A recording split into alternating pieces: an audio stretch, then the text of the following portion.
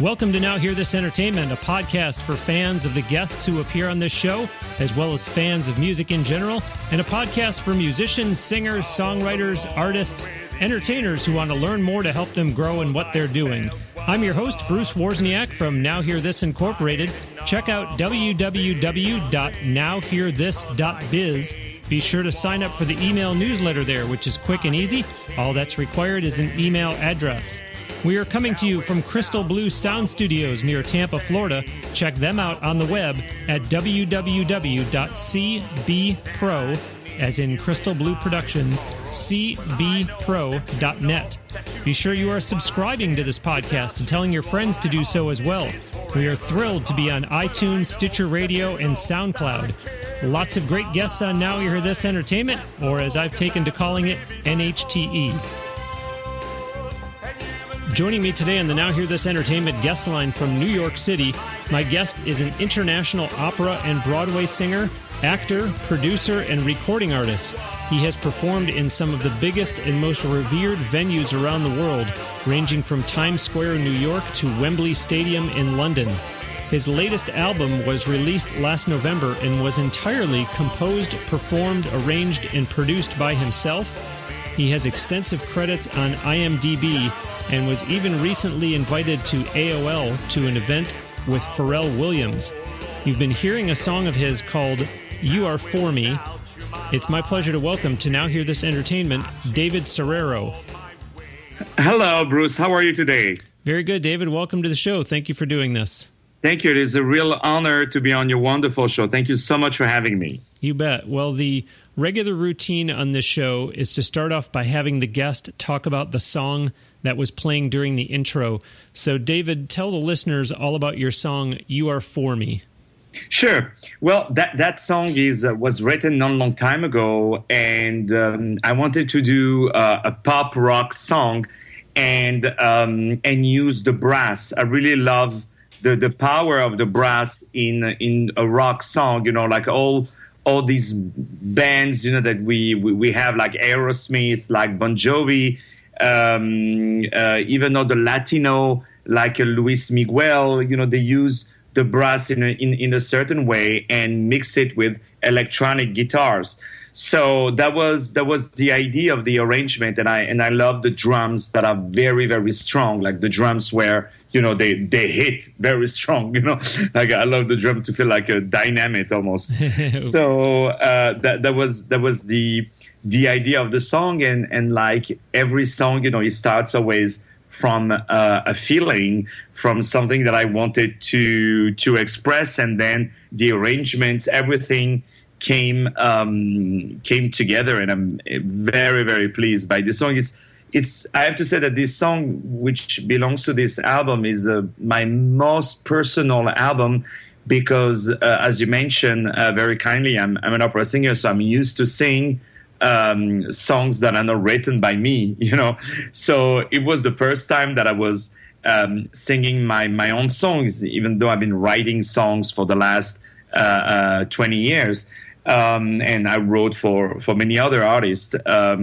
But there was a very new challenge. And, I love these songs that from the very 10 seconds, it really takes you in it. You know, it really grabs your attention. And it's not happening like on the very last chorus, but like really from the beginning. So that was what I wanted to do. When you mentioned the brass, it made me think of Chicago. Oh, yeah, absolutely. Well, thank you for mentioning it. Yeah. Surprisingly, for 50 years, I went to see them perform about a month ago, and I was shocked to hear that it's been 50 years that they've been performing, and then they were just inducted into the Rock and Roll Hall of Fame. So that's the first performer that jumps to my mind when you talk about brass. But you're right, there have been others that have incorporated it, such as those that you mentioned. And it's also interesting to hear you talk about the aspect of being a songwriter, because that's one word that I left out of the intro. I referred to you as an international opera and Broadway singer, actor, producer, and recording artist. But as you're starting to tell the listeners here, you do also songwrite. Yeah, absolutely. And for me, you know, as funny as it sounds, a songwriter and arranger and a producer, it goes together, even though I also produced songs that I was not the songwriter, but when I write the song, I imagine the guitars here coming. I imagine a certain color of my voice. I imagine the like a choir coming here, or the brass here, or the drums doing pa pa pa pa pa pa. So for me, it's like a one package. So that's the idea, because when I listen to the new music, by example, it's you have a bass, you have a little chord there and there, but we are losing a little bit the musicianship, musicianship. I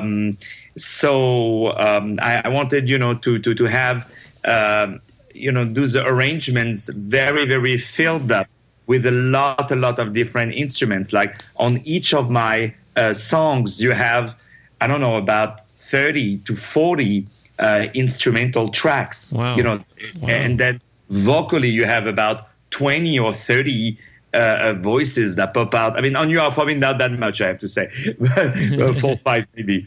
But on another song like "All My Love Is For You," which is the title of the album, you had maybe like about 30 tracks, because I love when a lot of things are happening, and as you said, I'm doing a lot of movies and also doing a lot of theater, so I like also to give a theatrical dimension, a modest theatrical dimension to the song, and where something is happening, where it's fun, and a song is very, for me, is very reflecting of the personality, and I'm very somebody always joyful, funny, so I try to be funny.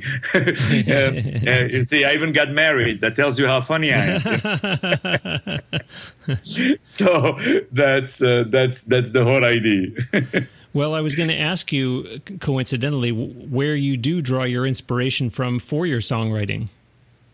Oh, I must say, each song is a different feeling. There is one song called "The Greatest of Your World" that I wrote about, oh my God, that was more than 15 years ago. Can you believe it, Bruce? Wow. Like a long time ago. And I wrote that song when I went out in a nightclub and I met a girl, my best friend, and met another girl. And then the next day, the girl that I met didn't want to see me, but my friend who met the girl wanted to see him. So they went both out, and I stayed alone in the apartment on the Saturday night. I felt sad, and I sat on the piano, and right away the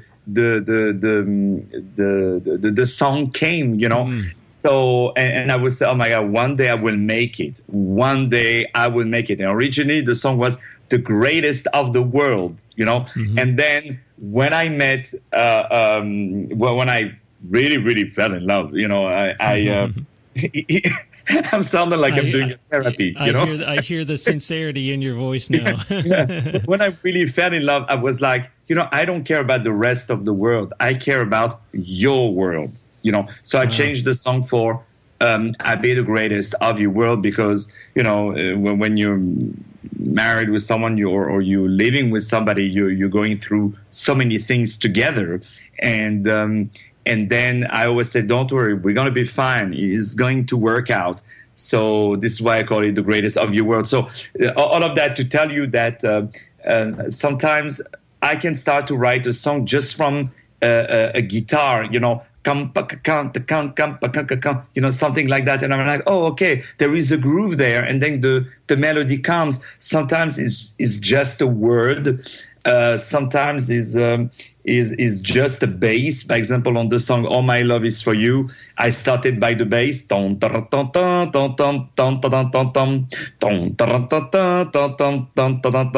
So I started just by that. And "You Are For Me" started with the brass,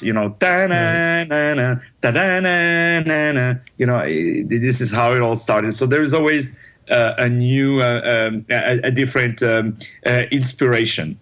Okay, and I I'm making notes here because I'm getting married myself in the middle of June. Oh, so this is all. Congratulations. Mazel tov. Congratulations. This is all helpful advice. I will take all I can get. Yeah. Bruce, the most difficult in marriage are the first 50 years. After, you don't pay attention anymore to what she says. There's that sense of humor, listeners. There we go. Yeah. Well, it's a work in progress every day. You would know what it is to live on terror.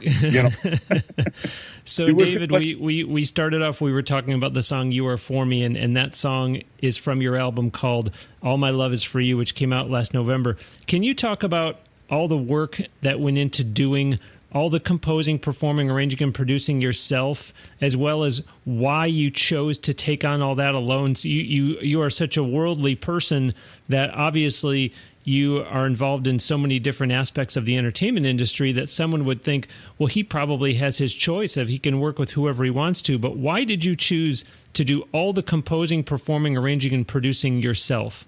First, you are very too kind. The reason why I choose to do it all by myself was that in the old days, not that old ago, but in the old days, to do music, we needed to be surrounded by musicians, right? Mm-hmm. Nowadays, you can work you can create almost new instruments. By example, the brass, we talk about the brass, I'm sorry to talk about it, but the brass, by example, I mixed, 4 or 5 instruments that would have never physically been able to produce that sound. I even added some distortion there and there. I mean, I really took the time. It took me like a year to record that album. Wow. By example, in one song, The Greatest of Your Word, I brought a choir where you have almost about 100 different voices. So it would have been physically impossible. By example, the drums are so percussive, have so many punch that I mixed 2 different drum sets. Wow. So it's not that I wanted to do it all by myself because by ego or by, I don't know, like I want to do it all by myself because I'm a control freak or, or something like that. It just happened that way because I was able to find the sound and also to explore different aspects of the music. And when I do, I recorded an album of jazz standards and I recorded with orchestra. That's different because we're starting from a piece that everybody knows, like New York, like Fly Me to the Moon or anything like that. But with a new song, I like the idea to work it on my own, and I'm originally an arranger and a producer and a jazz pianist, so it was part of my training. Mm-hmm. Well, that's all very interesting, and it sounds like there's a number of reasons. In other words, why you did it yourself. One of the reasons sounds like simply because I can do it all myself. But the other reason, like you said, a lot of it is simply logistics. And number 3, what I'm hearing you say is it just allows for the creativity. You're not beholden to anyone or a time schedule where you can allow yourself as much time or as little time as you want or as you need to do it. So I take it. Well, I don't. Wait a minute. I don't want to assume. So did you do all this in New York, or you did the album somewhere else? Absolutely. Well, first of all, what you said is absolutely right, and you really know what you're talking about for sure. It's by example when if I want. When you are in a studio, you say to the drummer or to the guitarist or the keyboardist, okay, I want like this. And you are a little bit tight with the studio time, so you're going to hear one a variation of what you wanted. It's going to say, yes. Oh, what about this? Or what about that? But when you're at home, you have all the time that you want. It's not like I have people in front of my house waiting to hear the album, So I can do what I want and whenever I want. So that's a very good thing. Then your other question, I'm sorry, I forgot. was did you do all of this in New York, or did you? Yeah, absolutely. Yeah, I did it in New York, and just the mix and the mastering, I did it in Paris, where I'm originally from. As you can hear, my accent is from. It's not from New Jersey. No, I did it in Paris, where actually Rihanna, Lady Gaga, and even the late Prince and Madonna, the Rolling Stones, they have recorded. It's called the Studio Davout. And why I recorded there? Because they mix the new technology, and they have also the very, Bruce, this very old machine that you cannot buy anymore, that are not manufactured anymore, like some reverb of the 80s, like some sound ampli of the 70s that you cannot buy anymore. Now you have the plugs on Pro Tools or softwares like that. Everything is digital now instead of analog. Yeah, you cannot find this anymore. This is why a lot of people are traveling from all over the world to master this stuff there. So because I had good rates, I was able to go there. Well, David, I wonder, have you found it challenging to promote a pop rock album at a time when you've been busy in New York with a starring role in an opera? Well, that's a very good question, Bruce. How can I say? I think with pop rock music, you can reach more people. You have more interest than opera or jazz or something else. But the only problem is that there are so many pop rock,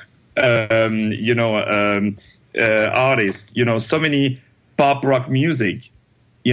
So that's it's a little bit synced in the mass. Right. As in other, when I put an opera video, it right away comes out when you go on YouTube and you put opera, by example, or you put the name of the song or the name of the aria, it comes out right away because it's more of a niche market. But in the pop rock, you can reach more venues than with the classical one. But also the what is very challenging, Bruce, is when you do opera, you have people. By example, I just sang the lead role of Nabucco, the opera Nabucco by Verdi. I just sang it in New York like 2 weeks ago was the last show. A lot of people came. Some people came for me, but a lot of people came just to listen the opera, just to listen Nabucco. They went to the title.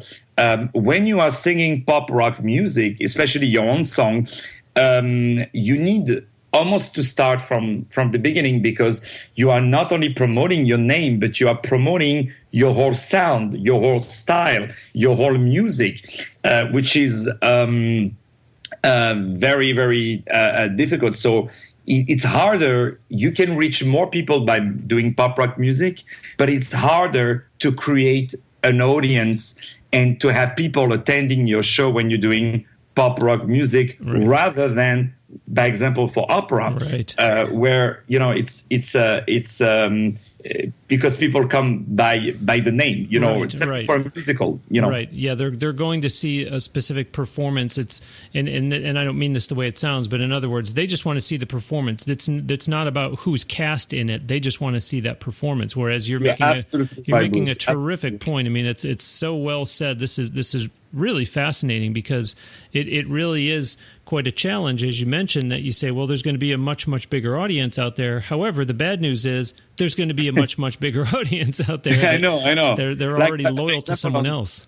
Absolutely. By example, on iTunes, when you put the word opera, I'm coming up right away, if you put the word pop rock, you're going to have to wait many, many years before I start to appear, So, that's the difference. This is why I always say to artists, be yourself, because the others are already taken, Yeah. Well, you need to have that. And I think when you do pop music, you should really think like you are a company, and people have to taste your brand. People have to discover brand. So you have to play everywhere that it is possible. And as an opera singer, I'm one of the very, very few who was the first one actually to use social media, to use YouTube at a time when people, especially in opera or in classical music, were not taking YouTube very seriously. They were like, oh, then the next thing that will happen is you will sing in your shower and you will film it. This is not serious. Now, next thing you know is that all the opera houses in the world are using YouTube. And even now in auditions, opera world, they say, can you send us a YouTube link? So that's, that's so part of the world culture. But for pop rock, especially when you look at the recording industry, it's much easier now than it used to be to put an album together and to deliver it to the audience.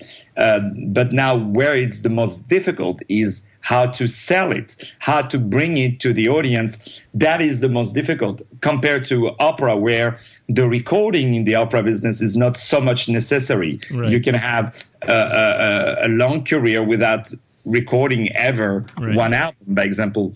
But in the pop rock, in the rock or pop music, you cannot avoid that. And also, one last thing I want to say is that one thing you have in the pop rock that you don't have in the pop music, that you don't necessarily have very much developed, I should say, in the classic world, is all the radio broadcast. By doing pop music, now my song is played in more than 100 radios nationwide. So that goes from iHeartRadio to the big ones and the small ones, the web radios, large ones. And that's something that as an opera singer, I rarely had. I had the classical radio, but, maybe 6 people are listening. Great point. I guess the question that comes to my mind as you describe all this, because you have actually put out quite a diverse lineup of CDs. As I said, All My Love Is For You is a pop rock album. You've also done an album of Frank Sinatra classics, plus you've put out titles like The Merchant of Venice, Man of La Mancha. There was a Duke Ellington Broadway musical. Are you just that enthralled with the arts, or is it in some way an effort to challenge yourself inwardly toward accomplishments in various genres? Why do such diverse recordings instead of just sticking to one category? Sure, you're absolutely right. Well, if you eat the same thing every day, like the same food every day, you're going to become crazy, right? It's a little bit the same thing for me. If every day and for like almost 10 years, I did nothing but opera, not even listening to pop song, not even that, So, and at some point, I couldn't even hear myself. I couldn't even hear anything. So it's very important for me to listen to other music, and especially to perform other music, because I think it makes me as an artist, as a singer especially, richer. By example, richer in an artistic point of view, of course. I mean, I wish in my bank account also. If you want to make me a donation, Bruce, I will my Chase account. Okay, listeners, wire your funds in. But David, I wonder though, and this is a little bit of a hard-hitting question, I think, and Sure. This show is known for anything but me asking hard-hitting questions. But did you worry at all? Did you fear that the opera community in which you were so well established would, I don't want to say blacklist you, but turn their back on you and say, look at what this guy's doing. This isn't opera. Why is he putting out this kind of music? How dare he? You are absolutely right, Bruce. If I would be listening to anybody, I will be a cook in a suburb in the suburb of Paris, because that's what my dad wanted me to be, and that's what my family wanted me to be, So ever since I was born, I did actually what people told me not to do. Like, people told me, you will never be a singer. Oh, really? Okay, well, then now I want to be a singer, Yeah, wow. that it's been like this from the very beginning. And even in the opera world, when you are singing, by example, just Mozart opera, and you start to do, I don't know, Verdi opera or Puccini opera, people are already saying, but why you are changing styles? But are you crazy? Okay. So I cannot even imagine.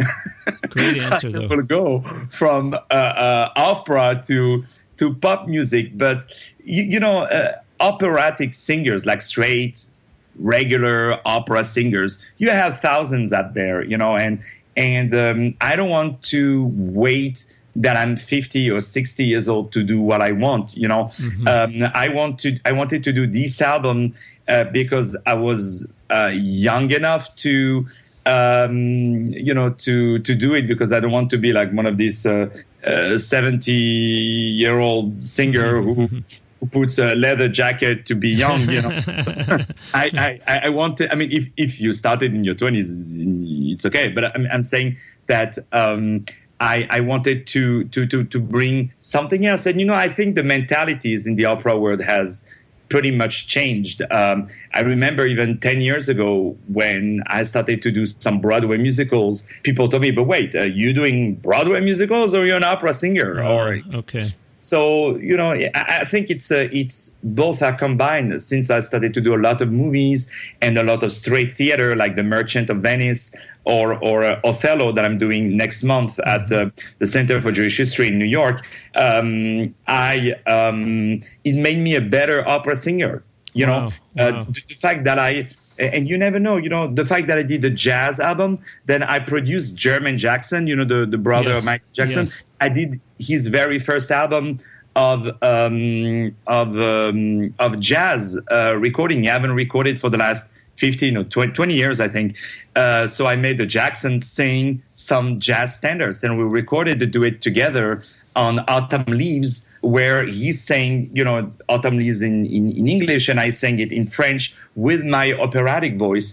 And that's what I love, is to bring opera and music. Music has no boundaries. It's like people, Absolutely. As long as they're not Republicans. I'm just kidding. But still, overall, I mean, a great answer and very good insights.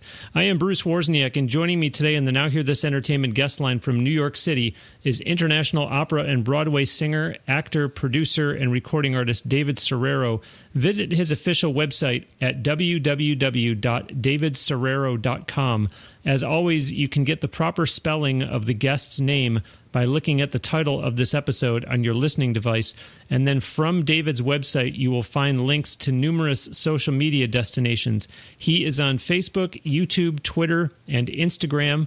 And you can find David's music on SoundCloud, which, of course, is one of the platforms that this show is available on. Be sure to purchase his music. As mentioned, there are several CDs by David available on iTunes, and his music can also be heard on Spotify. Be sure that you're also checking out www.nhte.net, as in Now Hear This Entertainment, nhte.net. For every episode of this show, we have on nhte.net the full audio plus the guest's photo, a link to their website, and quotes from the guest on each show. Sign up for the e-newsletter at nhte.net and subscribe to this podcast and tell others about it too. Subscribing is free, and it makes it very easy to get the show every week on iTunes, Stitcher Radio, or by following on SoundCloud. Go ahead and use the social media buttons on nhte.net to like the Now Hear This page on Facebook and to follow on Twitter and or Instagram. If you're a new listener to the show, thank you very much. Please do check out some of the prior episodes of Now Hear This Entertainment. We've had a lot of great guests along the way so far. As always, many thanks, of course, to those who are not first-time listeners. I very much appreciate your time and your interest and support. And by the way, whether you're going to purchase David's music and or other music, books, whatever it is, go to nhte.net and click on the tall Amazon banner to get there so that you can help this show in the process of buying whatever it is that you need from Amazon. And you know what I'm going to do, Bruce? Yes. I'm going to go on the website and buy myself an album through your Amazon banner. Thank you. Thank you. Please, so at least I would have an extra sale. please follow David's lead, listeners. Exactly. Okay, now it's time for Bruce's Bonus. This is a segment here on Now Hear This Entertainment where I take off my hat as podcast host and put on my hat as president of Now Hear This Incorporated, giving a helpful tip for the listeners that are musicians, singers, songwriters, entertainers who are out there trying hard to make a go of it. Today's bonus is be willing to put some miles on your car. Sitting at home because a gig is too far away isn't going to get any momentum for your career. A lot of your competitors are driving 90 minutes, a couple hours one way for opportunities to perform. The work isn't going to come to you. You need to go to where the work is. And that is today's Bruce's Bonus. How about that? Helpful? There are a whole bunch of tips just like that over all the prior episodes of this show. To make it easy for the listeners out there who are musicians, singers, songwriters, entertainers to get the tips in one concise format, there is a Bruce's Bonus Book, Volume 1, and a Bruce's Bonus Book, Volume 2, for purchase in ebook format, giving you all the tips from episodes 1 to 40 and 41 to 80, respectively. Just go to www.brucesbonusbook.com for online ordering and instant delivery. David, I want to piggyback on something that you just talked about, because on this show, we like to draw stories out from guests that could be possible teaching moments for listeners who are up-and-comers. So you mentioned one other release, listeners, that David did was I Wish You Love, and that's the album of jazz standards with Jermaine Jackson. And David had also performed in a musical with Jermaine Jackson. David wrote, directed, and produced that. And we've heard stories on this show before. For example, Canadian singer-songwriter Roxana, way back on episode 34, talked about getting Chris Bodie to perform on her CD. And then a couple weeks ago on episode 115 with the duo Gypsy Soul, they talked about Aaron Neville providing a quote regarding one of their albums. So, David, how did you get connected with Jermaine Jackson that you had the opportunity to do both the album and the musical with him? Sure. Well, one thing I realized, because I was lucky and fortunate to meet very important singers and ask them advices, and not necessarily work with them, but get them advices. I realized that the higher the star is, the easier it is to work with him or with her. When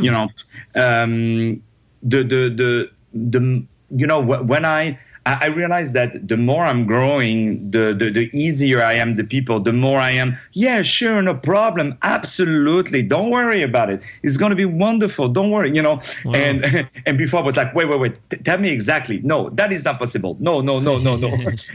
So, and I also think that, look, we have only one life. You just never know. I think it's Robert De Niro who used to say, if you don't go, you never know, So you just have to reach the people, and if you do something that you're caring about your product, you're caring about what you want to do, then you know that it will be good.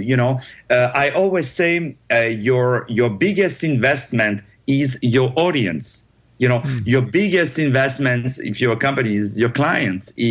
I was invested in myself because, I have no choice but to live with myself, So, I want to invest in the business because the business can go back and forth. I rather invest in me, So it's always very, very interesting to meet other some of these big guys, and if the project is legit, and if you put yourself in the shoes of these big guys, and you would think, okay, what would they like to do now?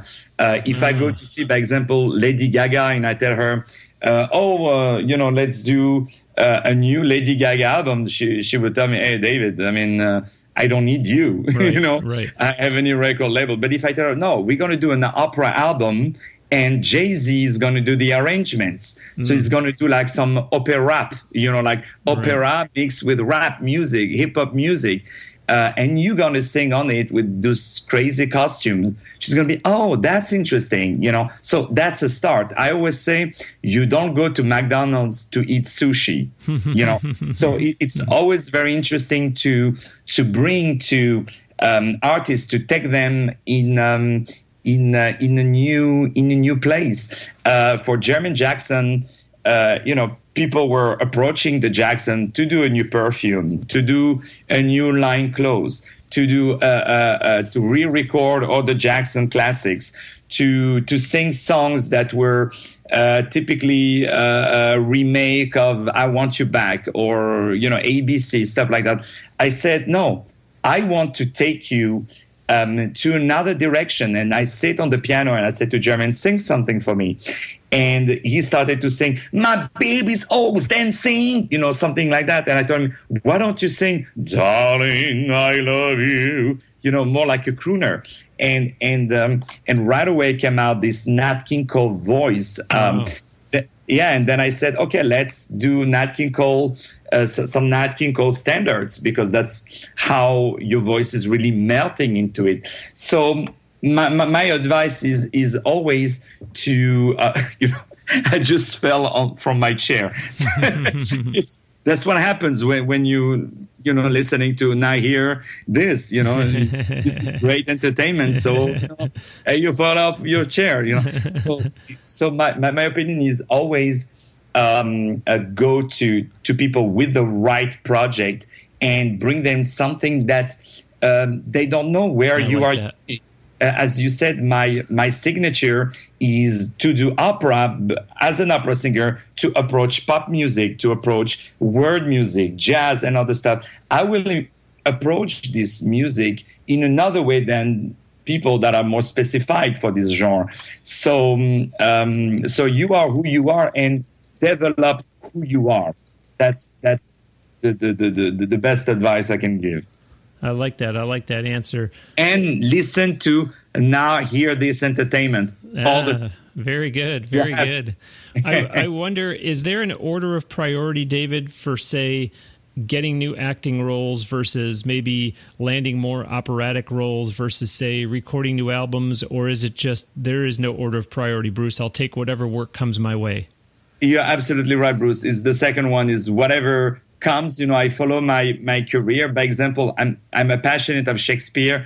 I had never done Shakespeare for the last 10 years, and now within one season I did Shylock and Othello, and Richard III, King Edward. I did King John also. So so you just never know. So I follow wherever work is taking me, and wherever meeting people is taking me. When I was lucky to meet Jermaine Jackson, I said, okay, let's do something together.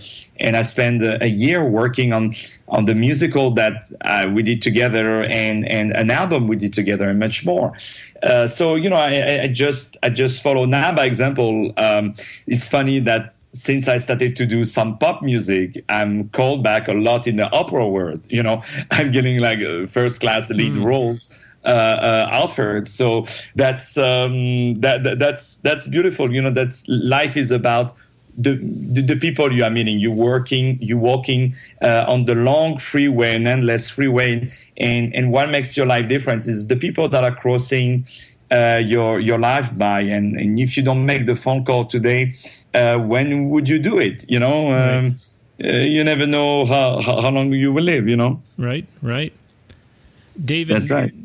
Now is where I'm sure those listeners who are up-and-comers want to know what you attribute your success to in terms of getting so much work. Do you have an agent? Do you recommend that performers get an agent or handle as much of it themselves as they can, or maybe some combination of the two? What have you found to work best for you? I will tell you, and I'm so happy, Bruce. You ask me the best questions I always dream to answer. Wow. So wow, thank you so much. No, I think first of all the role of the singer / musician has changed a lot, and I spoke actually with Pharrell Williams about it on AOL like not that long, few weeks ago. The music world has changed a lot. By example, it was impossible for a musician, a singer, a songwriter 10 years ago, 20 years ago to record a song and then make it available to people.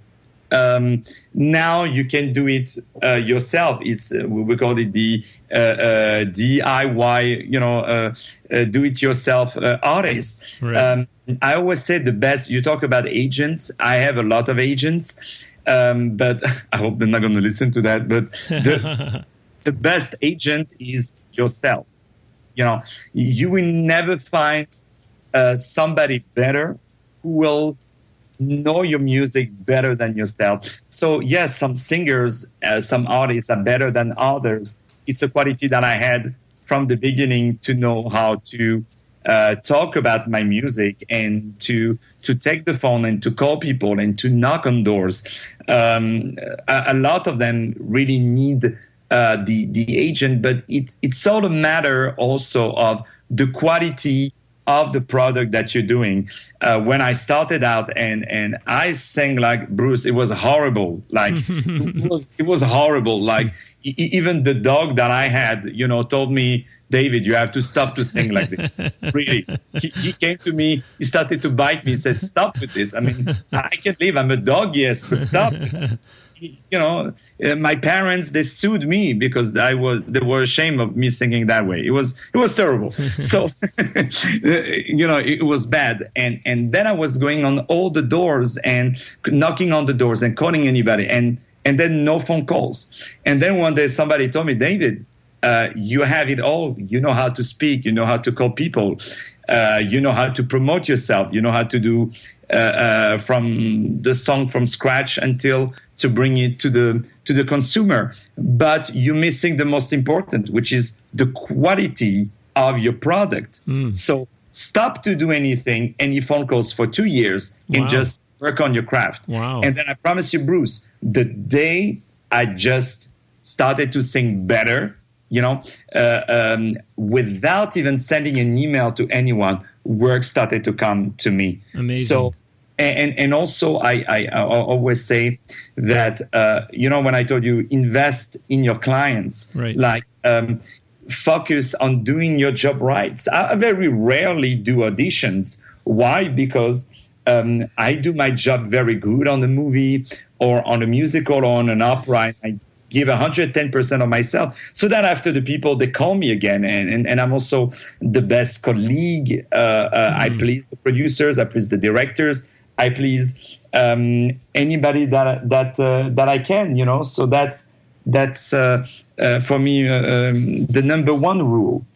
Well, you mentioned in there about auditions, and I do want to talk about some of the acting work that you've done, because you do have quite an extensive resume on IMDb, everything from TV to films to even commercials. Is it safe to say that you practically have two full-time careers, one as an actor and then one as a singer? Because you do get a lot of acting work. Absolutely. I'm very glad. I used to be more advanced as a singer than I was as an actor, but now he came like almost like a equal, about the same. And as you said, I follow work where it takes me. Back in France 15 years ago, I started to get roles in major TV series. But if I had more than 5 lines, it was the end of the world. It was oh my God, this is the best role I've ever had. If I was not cut at the editing, So and then in New York, all of a sudden I bring my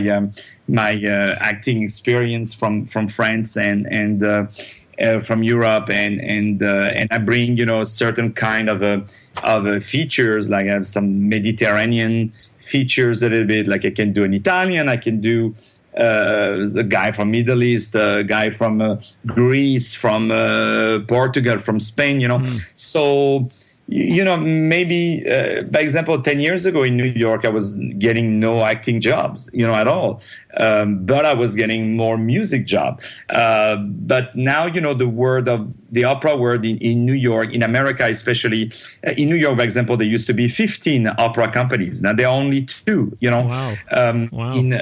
So opera was hot. Now it is not. But now there is more work as an actor, probably with all those Netflix and Hulu need content and all these TV series. Yeah, and they need more. They're doing more episodes, so they need more actors. And nowadays, that's also something I want to say, is that we watch the music.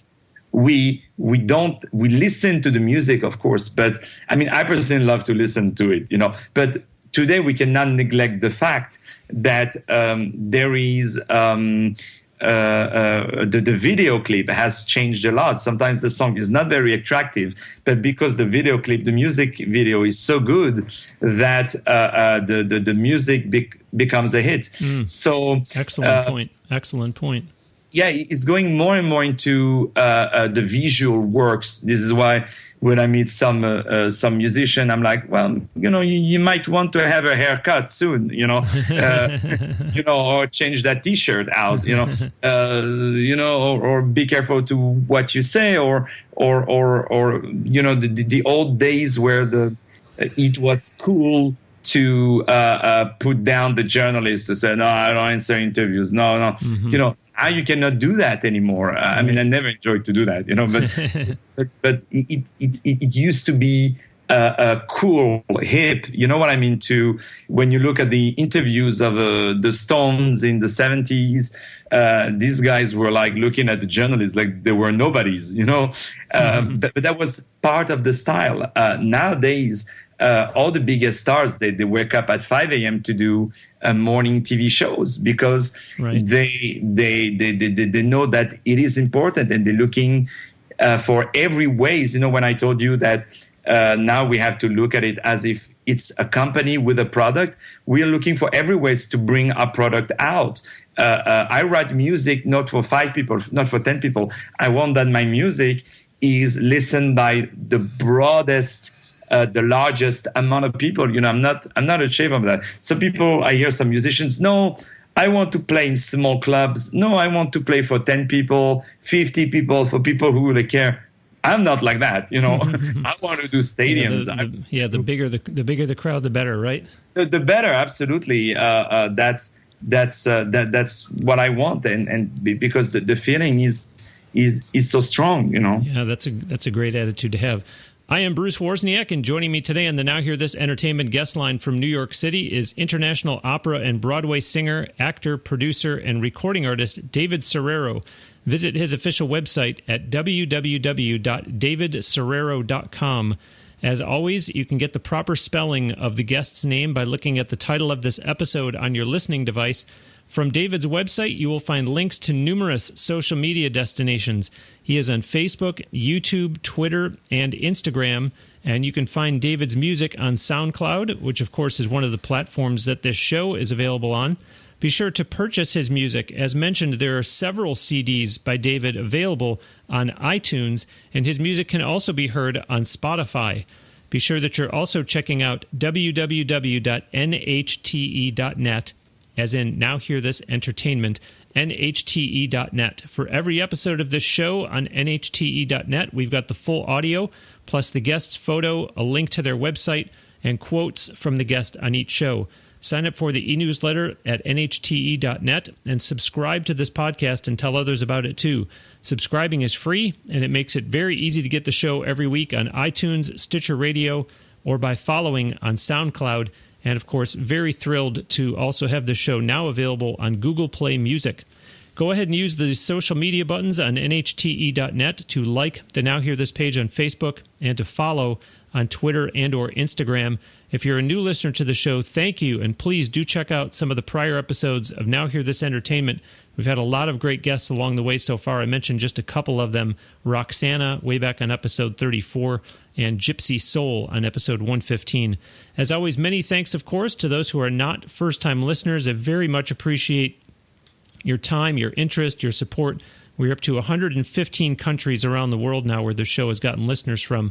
And as I said before, whether you're going to purchase David's music and or other music, books, whatever, go to nhte.net and click on the tall Amazon banner to get there so that you can help this show in the process of buying whatever it is that you need from Amazon.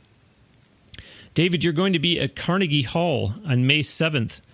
Yeah. I mentioned back in the intro that you have performed in some of the top venues in the world. Are you used to that by this point, or do you still walk into these places like Carnegie Hall wide-eyed and just in awe of where you're getting to perform? Honestly, the bigger the venue is, the easier it is. Wow.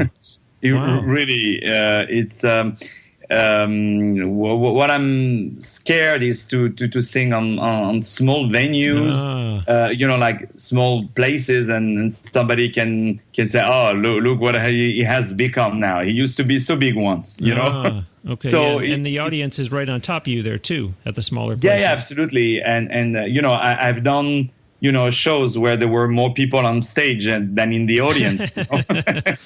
So I've seen it all, and at the end of the day, I'm preparing always in the same way and rehearsing to make the shows as good as great for the audience than it is. So I'm very looking forward to it, and I'm going to sing actually some opera at the Carnegie Hall. So it is, very, very, very joyful. And then in June, I'll be doing the lead part of Othello in New York. So I'm also looking forward to this. And in the summer, probably do some, in the meantime, I'm still doing a lot of movies and a lot of shows and TV series. But yeah, I'm definitely looking forward to it. Outstanding. Let's just talk about the experience that you mentioned before. You were invited by AOL to the event with Pharrell Williams. And listeners, there's a video of this on Facebook that you can see. David, you posed a question to him that really stopped him and made him think. Yeah, he told me that was a good question after. Yeah. That had to be quite an experience. Yeah, no, definitely, because I wanted really to know the point of view of Pharrell Williams, who is really one of the most influential producer in the world. Whether it's his song "Happy," he didn't just created a sound or created songs. He created a concept almost. Like the song "Happy" or "Blurred Lines." Those songs are concepts. Like "Living on a Prayer" by Bon Jovi. This is a concept. That songs that are so much into now the American culture. Those are very interesting. So I wanted to know how does he feel where the music industry is going. With the new technologies, we didn't have Spotify before. Right. We didn't have. When Spotify started out, a lot of artists complained, but now all these artists who complain, they're doing private sessions for Spotify. So I think the world is moving forward, and as a musician, as an artist, you have a little bit to follow the world with, of course, your own personality. But it's like in the old days, you had those. The horses and the carriage, so if you had the company of that, when the car started, I hope for you that you move to the car business, because nowadays, if you're still trying to sell horses with the carriage before, you're not going to sell any, That's right. So it's very important to follow where the technology is going. I think music is more and more accessible than ever before. There is, for me, what I call this mass consuming, that in the old days, people were listening to an album, they were putting the CD player, they were listening to the whole album. Now people are zapping, they listen like 5 seconds, the beginning of a song, they don't like the change. Right. 5 minutes, okay, they change. So as a producer, it's very challenging to create an album that people will listen in its entirety. Because that holds their attention. Yeah, absolutely. And not only that, is to create something that is very homogeneous, like very... that all the songs of the album have kind of the same spirit, but also in the same way now the songs are not attached anymore to an album. That's also something, the songs became very individuals, very single. Indeed, it became an industry based very much more on singles than albums. Yeah. It's the same story when you go on iTunes, you can buy just one song, not anymore I mean, you can buy the whole album, but I mean, you can buy also per song, which is good in some ways. But I'm just saying that we're losing the idea of listening to a whole album. Now people do a little bit like this with movies, since we have Netflix and all that. They watch a little bit the beginning, they don't like this, they change. And in the old days, they were watching the movie entirely. So you never know. Maybe in the beginning, in the middle of the movie, something good can happen. That's right. So that's how I'm feeling. Well, we're about out of time here, but I want to have one final teaching moment for the up-and-comers who are listening, because we've sat here and listened to you speak throughout this interview with this accent of yours, and you are multilingual, and so I wonder if you can just speak to how helpful that has been to you throughout your career in terms of probably being able to get so many additional opportunities because you don't only speak one language. It would seem that it would behoove the young people to learn Spanish or some other language so that they can get additional opportunities. Has that been the case for you? Absolutely. Well, the more languages you speak or the more instruments you play, yes. You see, I learned how to play guitar a little bit. So after, for me, it was easier to write for the guitar. It's very important. By example, now the Latino community is growing more and more. They have their own TV channels with their own program in Spanish. So now I'm getting a lot of offers because I look Latino. I'm getting offers to star in a soap opera, Latino stuff in Spanish. So I'm learning, Spanish also, but also it's good for the everyday basis when you meet, let's say, greet fans and you see they are Italians, so you tell them a little word in Italian, they love you even more, and then it opens also yourself to more people, to a wider audience. Like if I wouldn't speak English, by example, it would have been difficult to do this interview in French. Well said.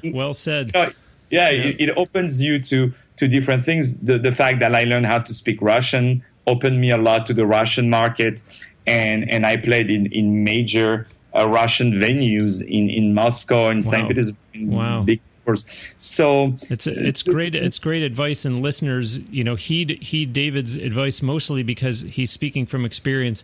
David, we're out of time, but we're going to close today with a song of yours called "All My Love Is For You." So before we let you go, just tell the listeners about this song, please, if you would.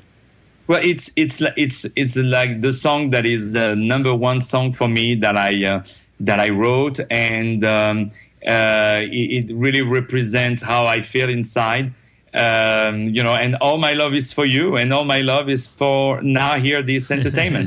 Thank you. It's for all of you, and I'm passionate about people, and it's really an honor to be to have been interviewed by you, Bruce, and your question, your quality was absolutely amazing, and I can't thank you enough for having me. You're welcome, David, and I very much enjoyed the conversation. Thank you again for making the time for this. Thank you, Bruce. Thank you so much. Listeners, that will do it for this week's episode of Now Hear This Entertainment. My sincere thanks to David Serero. Do check out his official website at www.davidserero.com and then engage with him on social media. So that means like his Facebook page, follow him on Twitter and Instagram, subscribe to his YouTube channel, and then watch and like the videos on there. Remember that David is on SoundCloud too, and even on Spotify. For that matter, tell him that you heard him and his music on Now Hear This Entertainment. And of course, do purchase David's music on iTunes. Don't forget to visit www.nhte.net and sign up for the email newsletter there by simply putting in your email address. And of course, please do subscribe to this podcast and tell your friends about it. Give us a nice review on iTunes or Stitcher Radio too, hopefully accompanied by a 5-star rating. That really does help the show a lot. If you are listening on SoundCloud, remember that you can like and repost episodes there, and you can also follow on SoundCloud. Let's get your feedback on the show too. Post your comments or questions on the Now Hear This Facebook page. There are links to it and Twitter, and even the Now Hear This official YouTube channel on nhte.net. Plus, there's a link there to this show on Instagram, or send us an email. The email address is on the contact page of nhte.net. We have been recording this show at the great facilities at Crystal Blue Sound Studios near Tampa, Florida. Check them out online on their website at www.cbpro.net. That's CB as in Crystal Blue. Thanks for listening. We'll send you out today with another song from David Serero. This is the one he just talked about. It's called All My Love Is For You.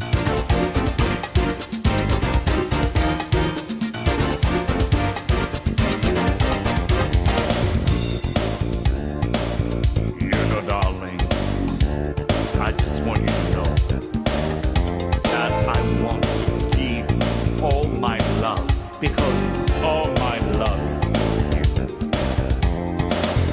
Today I open my heart and realize that nothing has changed. You say a story needs to speed up. I understand, that's why I take my time. I was okay but not lonely. My way of loving is magic, maybe too much for you. You know I need you, I do my best to keep you. We'll be together, girl, I believe. Well, I know that it's true, I have feelings for you. We're beginning to change and we go for the same. Well, I know that it's true, I have feelings for you. We're beginning to care, cause you all that I have in my heart. Give me a key, give me a sign, makes me love you more and more and more. I want you to say I need forever a day. Darling, you know all my love is for you. That's amazing, I've got a feeling between you and I, there's something that can't die. You know I need you, I do my best to keep you. We'll be together, girl, I believe. Well, I know that it's true, I have feelings for you.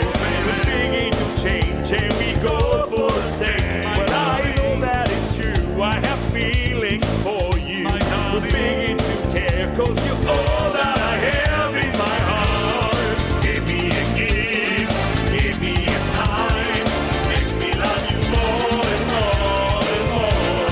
I want you to say I need forever a day. Darling, you know all my love is for you. Give me a gift, give me a sign, makes me love you more and more and more. I want you to say I need forever a day. Darling, you know all my love is for you. You are a feeling, you are amazing. You make my life feel so fun. Well, I know that it's true, I have feelings for you. We're beginning to change and we go for the same. Well, I know that it's true, I have feelings for you. We're beginning to care, cause you're all that I have in my heart. Give me a gift, give me a sign, makes me love you more and more and more. I want you to say I need forever a day. Darling, you know all my love is for you. Give me a gift, give me a sign, makes me love you more and more and more. I want you to say I need forever a day. Darling, you know all my love is for you. Give me a gift, give me a sign.